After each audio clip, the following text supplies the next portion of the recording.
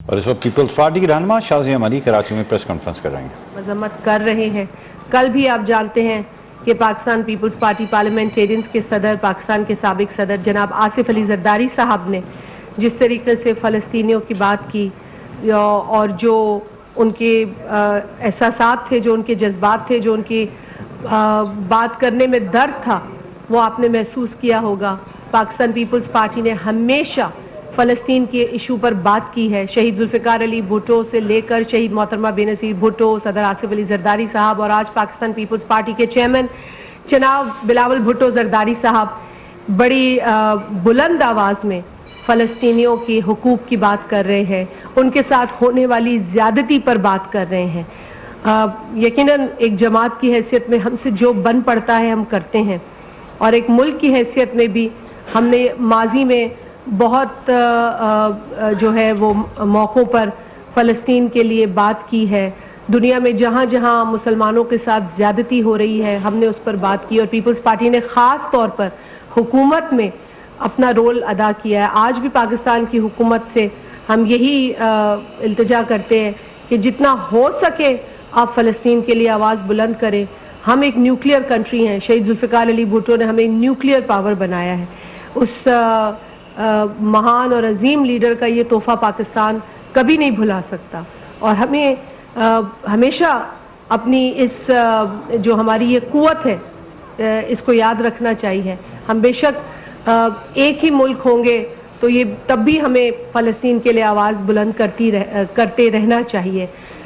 مسلمانوں کے ساتھ پڑوسی ملک میں بھی ظلم ہو رہا ہے، نہ صرف مسلمانوں کے ساتھ بلکہ اقلیتوں کے ساتھ ظلم ہو رہا ہے۔ اسی طرح غزہ میں اقلیتوں کے ساتھ بھی ظلم ہو رہا ہے، مساجد کو اڑایا جا رہا ہے، چرچز کو اڑایا جا رہا ہے، سکولز کو، ہسپتالوں کو، مطلب بربریت کی انتہا دیکھیے کہ ہسپتال کو جو ہے وہ بم مارے جا رہے ہیں، اور یہ کہا جاتا ہے کہ جی یہ کوئی یہ تاثر دینے کی غلط کوشش نہ کرے کہ اس سے کوئی مذہب کا تعلق ہے، اس سے انسانیت کا تعلق ہے۔ آپ نے دیکھا ہے کہ جو ہولوکاسٹ کے سروائیورز ہیں وہ تک اس بربریت کو کنڈیم کر رہے ہیں۔ وہ تو جوز ہیں نا، وہ تو یہودی ہیں، وہ بھی کنڈیم کر رہے ہیں، وہ بھی کہہ رہے ہیں کہ ہم اس زائنسٹ اسرائیل کے ساتھ نہیں ہیں جو کہ قتل عام کر رہا ہے معصوم لوگوں کا، خاص طور پہ جس طرح بچوں کو نشانہ بنایا جا رہا ہے۔ ان معصوم بچوں کو اب اپنے ہاتھوں پہ اپنے نام لکھنے پڑ رہے ہیں، کیونکہ اگر ان کے باڈی پارٹس کہیں ملتے ہیں تو کم از کم ان کے ماں باپ کو، ان کے رشتہ داروں کو ان کا نام تو پتا ہو کہ یہ کس بچے کی لاش ہے۔ تو ہم سب اولاد والے ہیں، اور ہم یہ دیکھ نہیں سکتے، ہم یہ دیکھ نہیں سکتے کہ کس طریقے سے انسانیت کو روندا جا رہا ہے، کس طریقے سے ظلم کیا جا رہا ہے انسانوں کے اوپر۔ خدا کا خوف کرنا چاہیے ان لوگوں کو، اور یہ جو لوگ اپنی اس ناجائز گھنونی حرکت سے باز نہیں آ رہے، ان کو ایک بار پھر ہم آپ کے اس فورم سے، اس پلیٹ فارم سے یہ کہنا چاہ رہے ہیں کہ خدا را کچھ خوف کریں۔ کسی تو خدا کو ماننے والے ہو نا، کسی خدا کا خوف کر لو۔ اور یہی ہم آپ کے توسط سے ایک بار پھر، اور آج باہر بھی جو کراچی پریس کلب پہ یہاں پہ مظاہرہ ہو رہا ہے، اور تقریباً 40 کے قریب جرنلسٹ شہید ہو چکے ہیں غزہ کے اندر، ان کی فیملیز کو ٹارگٹ کیا گیا ہے۔ کل رات کو ایک جرنلسٹ کو ٹارگٹ کیا گیا، اس کی پوری فیملی کو شہید کیا گیا ہے۔ ہم جتنا اس پر اظہار افسوس کریں وہ کم ہے، جتنی اظہار مذمت کریں وہ کم ہے۔ اور آپ ایک بار پھر آپ میڈیا کے توسط سے ہم یہ کہیں گے کہ دنیا کے تمام ممالک کو اس وقت اٹھنا چاہیے۔ دنیا سوتی اس وقت اچھی نہیں لگ رہی ہے، ہمیں اتنی بلند آواز میں یہ بات کہنی چاہیے کہ اس کا کوئی اثر ہو۔ یہ اٹیکس رکنے چاہیے، یہ حملے رکنے چاہیے۔ یہ انسانیت کا مسئلہ ہے، یہ انسانوں کا مسئلہ ہے، یہ انسانی جانوں کا مسئلہ ہے جو کچھ غزہ میں ہو رہا ہے۔ تو اگر آج بھی انسانوں کو ہوش نہیں آئے تو کب انسانوں کو ہوش آئے گا؟ اور آپ کے اس پروٹیسٹ میں بھی ہم آپ کے ساتھ شریک ہیں۔ ہم ہر لیول پر اس بربریت کو، اس ظلم کو کنڈیم کرتے ہیں۔ اس کے علاوہ پاکستان کی صورتحال بھی آپ لوگوں کے سامنے ہے۔ آپ نے دیکھا ہے کہ کل بھی صدر آصف علی زرداری صاحب نے گھوٹکی میں میڈیا ٹاک کی ہے، وہاں پر انہوں نے بات کی ہے जो पिछली हुकूमत थी इमरान न्याजी की, और उस पर उन्होंने बताया कि उस हुकूमत को आईनी तौर पर जिस तरीके से निकाला गया उसका मकसद इक़्तिदार का हुसूल नहीं था, उसका बुनियादी जो ज़रूरत थी वो ये थी कि पाकिस्तान की अवाम को उनके हुकूक नहीं मिल रहे थे, पाकिस्तान की अवाम को उनके मुआशी हुकूक, उनके आईनी और उनके इंसानी हुकूक से महरूम किया जा रहा था। इसलिए ज़रूरत थी कि इमरान को निकाला जाए। और उस वक्त पाकिस्तान की तरक्की को भी जो है वो एक फुल स्टॉप लग चुका था, पाकिस्तान आगे नहीं बढ़ रहा था, पाकिस्तान में काम होने चाहिए थे वो नहीं हो रहे थे। और यही वजह है कि इमरान न्याजी को उस वक्त एक आईनी तरीके से, कानूनी तरीके से हुकूमत से निकाला गया। और गो के उसके बाद उसने ये अपनी ज़ात पर ले लिया, उसने सोचा कि मैं एक ऐसे तख्त से निकाला गया हूँ जिस तख्त पर मैं हमेशा रहना चाहता हूँ, जिस ताज को मैं हमेशा पहनना चाहता हूँ, मुझे ऐसे जगह से निकाला गया। और आपने ये भी देखा कि जरदारी साहब ने उनकी तर्ज हुक्मरानी की बात की, क्योंकि उन्होंने 8 बरस का जिक्र किया, तो केपी में जो उनकी हुकूमत थी वो तकरीबन, अगर आप वफाक की और सूबे की मिला लें तो 8 बरस इमरान ने हुकूमत की है। अब हुकूमत किस तरह की है वो आपके सामने है। उस शख्स ने पाकिस्तान के अंदर जो हमारा सोशो पॉलिटिकल फैब्रिक है, जो हमारी मुआशरे का जो एक नक्शा है, उसको ख़राब करने की पूरी कोशिश की है। तूफ़ान बदतमीज़ी, इंतशार की सियासत, भाई को भाई से लड़ाना, बाप को बेटे के सामने खड़ा कर देना, गालम गलोच करना, किसी की ना बहन छोड़ना, ना माँ छोड़ना, ना बुजुर्ग छोड़ना, किसी की पगड़ी पे हाथ तो किसी की दाढ़ी पे हाथ, तो किसी के दुपट्टे पे हाथ, तो किसी की चादर पे हाथ। इस तरह की सियासत जो है वो इमरान न्याजी ने उसको फ़रोग़ दिया है पाकिस्तान के अंदर। गो के पहले भी एक सियासी जमात थी जो इस तरह के कल्चर को जिसने मुतारिफ कराया, लेकिन उन्होंने भी जो है वो कान पकड़े उसके बाद।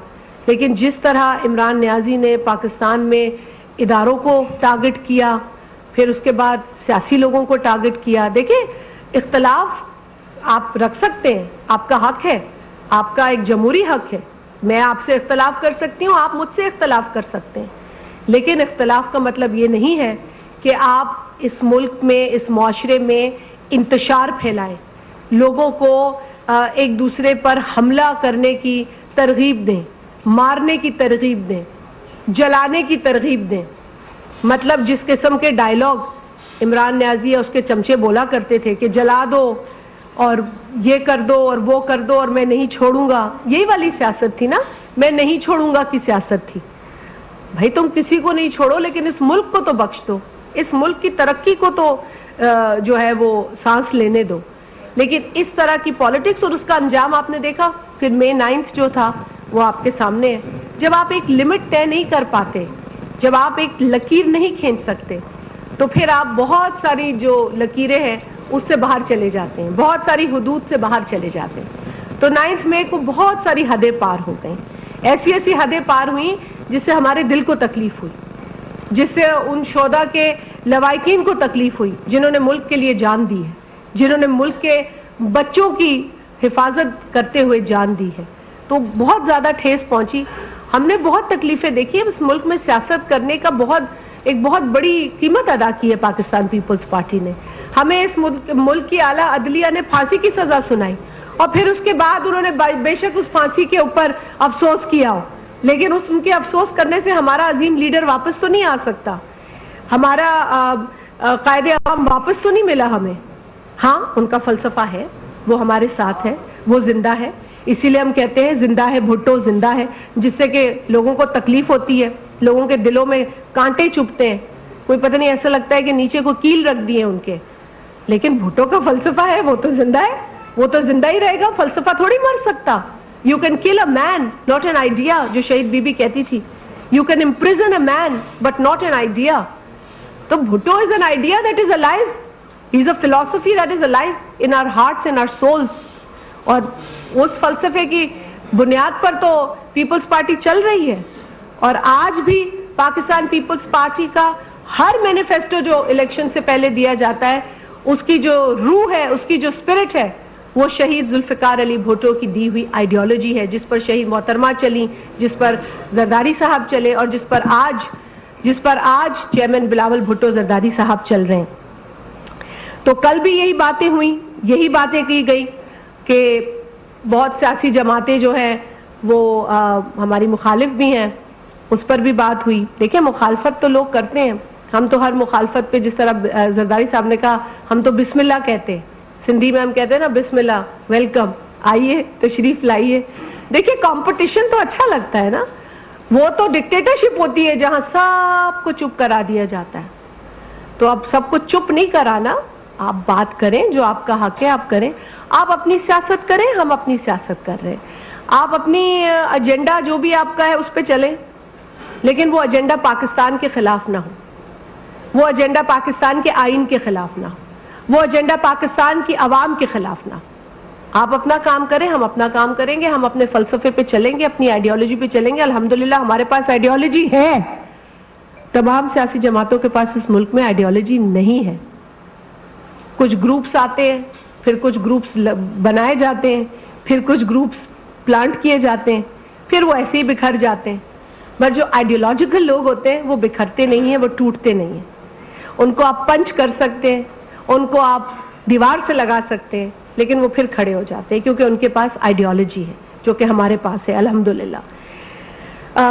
میں آنے والے الیکشنز کے حوالے سے بھی بات کرنا چاہوں گی کہ شکر ہے کہ جس طرح سے بلاول بھٹو زرداری صاحب نے کہا کہ آپ سب کو الیکشن کا چاند مبارک ہو.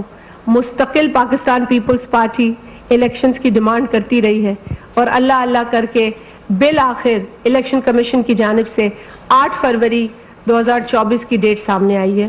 گو کہ اس میں تاخیر ہے, ہماری نظر میں یہ تاخیر ہے, اور اس تاخیر سے جو ہے وہ جمہوری کارکن خوش نہیں ہوتا, لیکن پھر بھی اچھی بات ہے کہ اللہ اللہ کر کے یہ ڈیٹ ہمیں نصیب ہوئی, ہمیں ملی. اب آگے شیڈیول کا بھی انتظار ہے, اللہ کرے وہ بھی آ جائے. لیکن کچھ لوگوں کو تکلیف ہوتی ہے جب ہم الیکشن کی بات کرتے ہیں, کچھ جماعتیں بھی خوش نہیں ہوتی اس سے. اب ہمیں سمجھ نہیں آتا کہ ایک جمہوری جماعت پاکستان میں اسمبلیوں کے اختتام پر اور اسمبلیوں کے نہ ہوتے ہوئے الیکشن کی ڈیمانڈ نہ کرے تو کس چیز کی ڈیمانڈ کرے؟ ہم تو الیکشن کی ڈیمانڈ کر سکتے ہیں نا, ہمیں تو کوئی اسپیشل ٹریٹمنٹ نہیں چاہیے, نہ کبھی ملا ہے. نہ ہوتے ہوئے الیکشن کی ڈیمانڈ نہ کرے تو کس چیز کی ڈیمانڈ کرے؟ ہم تو الیکشن کی ہی ڈیمانڈ کر سکتے ہیں نا, ہمیں تو کوئی اسپیشل ٹریٹمنٹ نہیں چاہیے, نہ کبھی ملا ہے. ہمارے لیے تو کبھی ریڈ کارپٹ بچھا ہی نہیں ہے, نہ ہمیں چاہیے. ہمارا ریڈ کارپٹ ہے الیکشن. آپ الیکشن دیں, عوام کی عدالت لگائیں, عوام کو موقع دیں کہ وہ اپنا فیصلہ سنائیں. سندھ میں عوام نے 2013 میں بھی فیصلہ سنایا تھا, 2018 میں بھی, کیونکہ ہم سندھ میں بیٹھے. پیپلز پارٹی کی رہنما کبھی کبھی اس کو بھی کوشش کرنی چاہیے کہ اچھی بات کر لے. تو یہ تاریخ گواہ ہے کہ کام پاکستان پیپلز پارٹی کے دور میں پیپلز پارٹی کی سندھ حکومت نے کیے ہیں, وہ اس سے پہلے نہیں ہوئے. میں آپ کے سامنے مثال بیٹھی ہوں, میں سانگڑ سے الیکشن لڑی ہوں, 2013 میں بھی لڑی, 2018 میں بھی لڑی. اور جس طریقے سے ڈیولپمنٹ سانگڑ میں ہوئی ہے, پاکستان کی 70-75 سال کی تاریخ میں نہیں ہوئی ہے. جو روڈ نیٹ ورک آج ہے وہ اس سے پہلے نہیں تھا. وہاں پر لوگ قلعے بنا کے بیٹھے تھے, وہاں پر بت تھے. جو بت گرائے ہیں وہ پاکستان پیپلز پارٹی کے فلسفے کی روشنی میں عوام نے گرائے ہیں. پیپلز پارٹی کو وہاں جتانے کے بعد جو پیپلز پارٹی نے وہاں خدمت کی ہے, اس کی مثال آپ کو تاریخ میں نہیں ملے گی. اور میں یہاں آپ کو اس لیے نہیں کہہ رہی ہوں کہ صرف میرا پیپلز پارٹی سے تعلق ہے. آپ وہاں جا کے کسی نیوٹرل شخص سے پوچھیں گے تو آپ کو وہ بتائیں گے کہ پاکستان پیپلز پارٹی. میں تو مخالف سے بھی پوچھنے کو آپ کو کہوں گی, جائیے مخالفوں سے پوچھیں. پی ٹی آئی دور میں ترقی کو فل اسٹاپ لگ گیا. میں سنگ سبھا الیکشن لڑ چکی ہوں, 75 سال میں اتنے کام نہیں ہوئے جتنے ہم نے کہ پیپلز پارٹی سندھ میں اس وقت ایگزسٹ کر رہی ہے. اور 9 مئی کو بہت ساری سرحدیں پار کی گئی. شازیہ مری رہنما پیپلز پارٹی اس وقت پریس کانفرنس کر رہی ہیں. ہم نے شاخوں کو لائن کیا ہے, اور یہ پوری ساؤتھ جو سندھ ہے اس کو لائن کیا ہے. اب اپر سندھ میں بھی یہ کام جو ہے زور و شور سے ہونا ہے, اور ہوگا انشاءاللہ. انہوں نے بڑی اچھی بات کی کہ پانی بچے گا تو پانی ملے گا, اور یہی सोच थी जिसके इस वक्त रोशनी में कराची से आप मुलाहिजा कर रहे हैं रहनुमा पीपल्स पार्टी प्रेस कॉन्फ्रेंस कर रही हैं।